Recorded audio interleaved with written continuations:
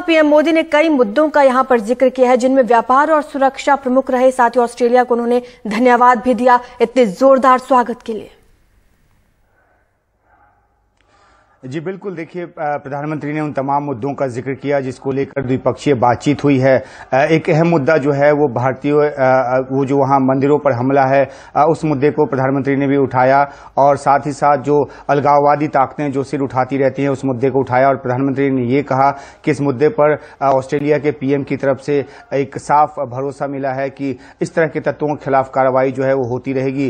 जहाँ तक ट्रेड की बात है, निवेश की बात है, तो प्रधानमंत्री ने बताया कि कल जब ऑस्ट्रेलिया के कई सीईओ से वो मिले तो उन्होंने निवेश की बात की, माइनिंग को लेकर भी बात हुई, ग्रीन हाइड्रोजन को लेकर बात हुई। इन सब बातों के अलावा जो माइग्रेशन एक पैक्ट है उसको लेकर जो समझौता है वो हुआ है। लेकिन अहम बात यह भी है कि आज पीएम ने अपने जो एक साझा बयान दिया है उसमें ये कहा है कि जो इंडो पैसिफिक क्षेत्र को मुक्त रखने के लिए और वहां पर जो फ्री जो आवाजाही है, मुक्त आवाजाही, उसको सुनिश्चित करने के लिए जो ऑस्ट्रेलिया है वो एक महत्वपूर्ण पार्टनर है। क्वाड को लेकर भी वो एक साथी है और क्वाड की जो बैठक हुई हिरोशिमा में उस पर तो बात हुई है। द्विपक्षीय बातचीत के में भी इस मुद्दे को छुआ गया है। प्रधानमंत्री मोदी जो हैं उन्होंने ऑस्ट्रेलिया के पीएम को इनवाइट किया है कि जो इस साल वर्ल्ड कप होने वाला है क्रिकेट का, उसके लिए वो आए। साथ ही साथ उन्होंने ऑस्ट्रेलिया के क्रिकेट फैंस को भी यहाँ पे निमंत्रित किया है। तो एक कई जो अहम मुद्दों को छूता हुआ ये द्विपक्षीय दौरा जो है वो जारी है और प्रधानमंत्री ने अपनी तरफ से उन तमाम बातों को ऑस्ट्रेलियाई पीएम के सामने रखा।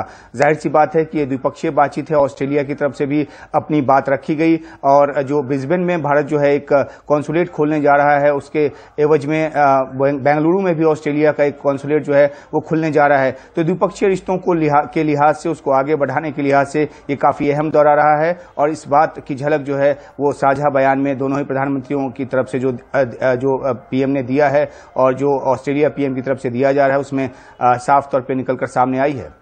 बिल्कुल उमा, और पीएम मोदी किस कदर लोकप्रिय हैं इस दौरे के माध्यम से पता चला है, क्योंकि जैसे ही प्रधानमंत्री कल स्टेडियम में कार्यक्रम में पहुंचे तो इंडिया इंडिया के नारे लगने लगे और ऑस्ट्रेलिया के पीएम को खुद कहना पड़ा कि मोदी ही बॉस हैं।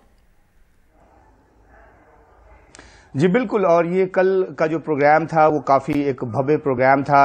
ऑस्ट्रेलिया के अलग अलग कोनों से भारतीय मूल के लोग वहां पर पहुंचे थे और जब जो आपने जिक्र किया कि जिस तरीके से ऑस्ट्रेलिया के पीएम ने बोला प्रधानमंत्री मोदी के लिए कि वो बॉस हैं, उसके बाद वहां पे लोगों का जो उत्साह है वो देखने लायक था। वहां पे प्रधानमंत्री मोदी ने कई अहम पहलुओं को छुआ जिसकी रिपोर्ट हम कर चुके हैं। उन्होंने ये भी कहा कि जो क्रिकेट का रिश्ता है वो 75 साल पुराना है, तो कल्चर के जरिए, क्रिकेट के जरिए, खेल के जरिए हर तरीके से भारत और ऑस्ट्रेलिया को नजदीक लाने की कोशिश जो है वो इस दौरे में की गई है। भारत और ऑस्ट्रेलिया का जो संबंध है वो काफी मजबूती से आगे बढ़ा है। आज भी जब प्रधानमंत्री मोदी ने बात की तो माइनिंग की भी बात की और दूसरे क्षेत्रों की भी। तो जो चाहे वो कल का जो सामुदायिक जो एक भारतीय समुदाय को जो संबोधन था वो रहा हो और या आज जिस तरीके से दोनों ही प्रधानमंत्रियों के बीच बातचीत हुई है, तो एक जो पर्सनल केमिस्ट्री है वो देखने को मिल रही है और ये एक आधार है भारत और ऑस्ट्रेलिया के संबंधों को और ज्यादा तेजी से, मजबूती से आगे बढ़ाने का, और ये इस पूरे दौरे में साफ तौर पर देखने को मिल रही है। बिल्कुल उमा, अगर ओवरऑल बात की जाए तो क्या लगता है इस दौरे से प्रधानमंत्री मोदी भारत के लिए क्या लेकर आ रहे हैं?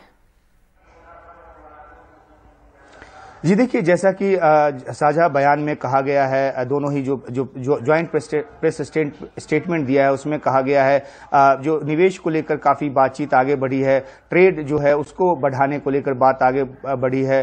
तो एक जो आर्थिक जो संबंध होता है वो किसी दो देशों के बीच का एक बहुत ज्यादा एक मूल होता है और उसके आधार पे दोनों देशों का के संबंध के जो स्वास्थ्य हैं वो तय होते हैं। और भारत और ऑस्ट्रेलिया के बीच ट्रेड जिस तरीके से एक नया शेप ले रहा है, नई दिशा में आगे बढ़ रहा है, तो एक भारत और ऑस्ट्रेलिया दोनों के लिए विन विन सिचुएशन है।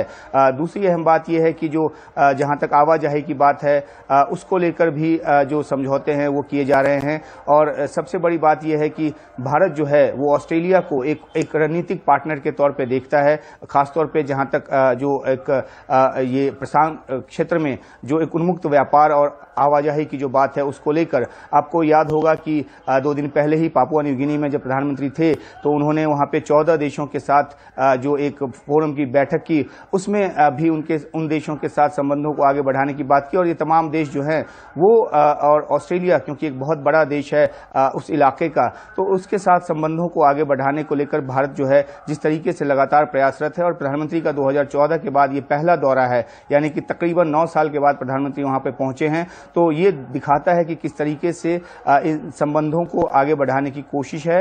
और ये भी कि जो ये जो दौरा था, ये क्वाड मीटिंग को लेकर होना था, वो प्रमुखता से उसका मकसद था।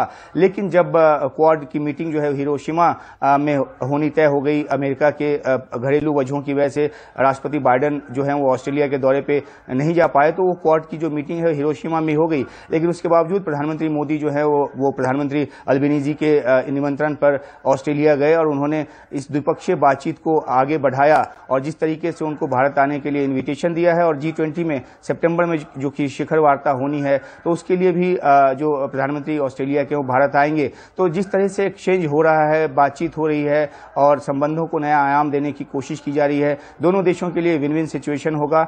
और कई सारे समझौते जो अभी हुए हैं उसकी जब परिणति होगी तो चाहे वो निवेश का क्षेत्र हो या व्यापार का क्षेत्र हो, दोनों ही देशों के संबंध नई ऊंचाई छुएंगे। बिल्कुल उमा, जब प्रधानमंत्री 2014 में ऑस्ट्रेलिया दौरे पर गए थे, उन्होंने कहा था वहां पर भारतीय समुदाय के लोगों से कि इस बार आपको एक बार फिर से पीएम का इंतजार 28 साल तक नहीं करना पड़ेगा, मैं लौटूंगा। और एक बार फिर वो ऑस्ट्रेलिया होकर आए हैं। शुक्रिया आपका इस तमाम जानकारी के लिए।